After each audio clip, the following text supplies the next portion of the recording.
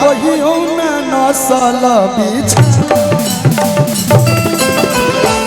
खाती राजा गवना गोदी में ना दिया गोदी में ना दिया होला ना फील कुर्ती होला ना फील कहियो ना। मेरा बात अधूरा रह गया था, एक लाइन बोलेंगे। बहुत सुंदर गाते हैं सब लोग, गावेला सुनर सुनर। आज के समय में केहू टिकल बा तो ओकरा में कोनो ना कोनो क्वालिटी बा तबे टिकल बा। सही। लेकिन भाई जौन है धोती वाला डांस तू को दे बनो, हमनी के भोजपुरी इंडस्ट्री में क्यों ना करी। तो एक बार दीपू भैया के तरफ से बहुत क्या आदमी जोरे करो पारो रानी जी है तो हम उनकर फैन हैं। आ जाइए पारो रानी जी हम फैन हैं। तब दीपू भैया के आशीर्वाद मिलल बा। हमार पूरा परिवार बिजली चाची के पूरा टीम आइल बा कि हम अब देखिए वह डांस हम देखो तब हम भैया आप एक इसके उठा दो। एक जख्मी जितेंद्र भैया बना डी करो ना डी करो भैया भाई गाई हमार हम थाकल बनी भाई हमार नहीं के थाकल। अरे की होला न भील कुर्ती कोइलो न ढील रजऊ अरे कहियो न नसलो बिछा अरे काहे खाती काहे खाती गवना करवन तो गोदी में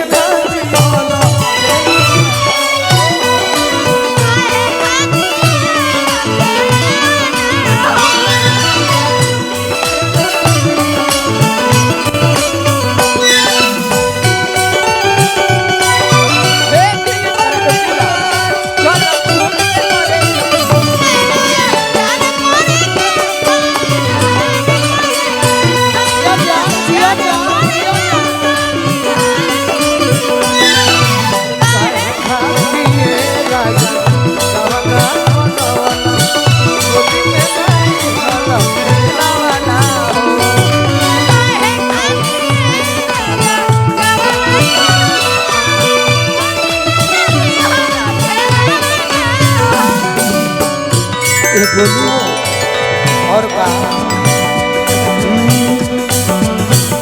कोई सिंगार होई रजन सधावे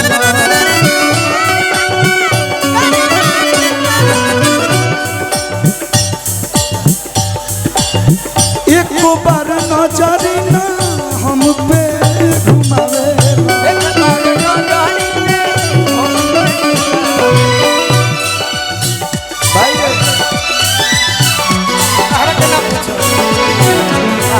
पूछो सावन में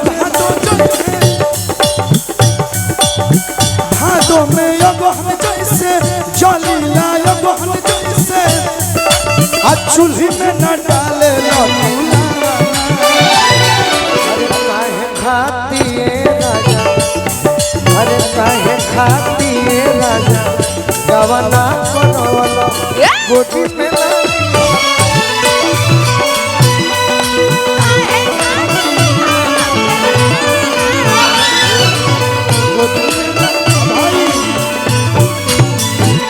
तोर दिलावा मोर दिलावा हम जगरा के प्रेम करी ना ओकरा के करी ना हमारा गाना गौला से गाना सुपर डुपर हिट होई आ नहीं ना गौला से। एक कलाकार जब दूसरे कलाकार के गाना गावेला तो उस सामने वाला के लागेला कि ना हमनी के एगो परिवार बानी जा। परिवार कहला से ना होला, परिवार खातिर अपना आप को समर्पित करे के पड़ेला। और आज ना कथा करी ना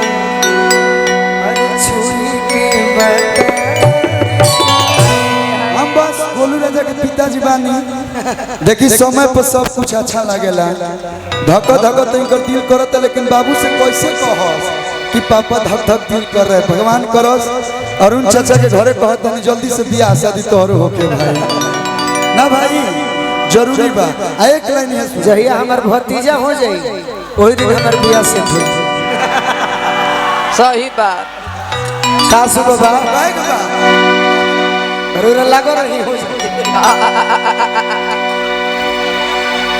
हमार पारो भौजी आई बड़ी तनी हमार रीट दे दी ना अब बड़ी यहाँ के